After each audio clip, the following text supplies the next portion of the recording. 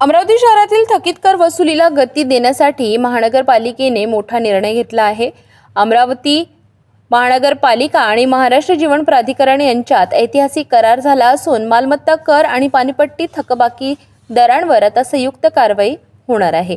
अमरावती शहरातील थकीत महसूल वसुलीसाठी अमरावती महानगरपालिका आणि महाराष्ट्र जीवन प्राधिकरण यांच्यात महत्त्वपूर्ण करार करण्यात आला।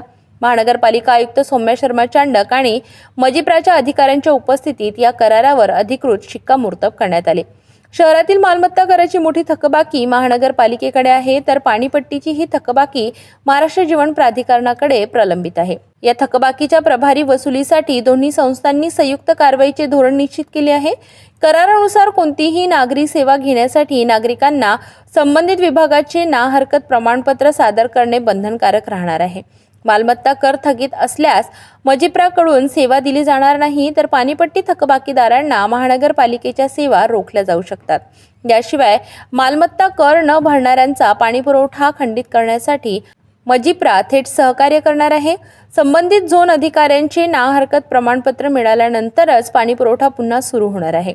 शहरातील अवैध नळ जोडण्या आणि कर न आकारलेल्या मालमत्ता शोधण्यासाठी संयुक्त डिजिटल डॅशबोर्ड तयार करण्यात येणार आहे। कर व पाणीपट्टी न भरणाऱ्यांविरुद्ध कायदेशीर जप्ती आणि वसुली कारवाई देखील संयुक्तपणे करण्यात येणार आहे। महसूल वाढविणे, थकबाकी कमी करणे आणि सेवा वितरणात शिस्त आणणे या उद्देशाने हा करार प्रशासनासाठी महत्त्वाचा टप्पा मानला जात आहे।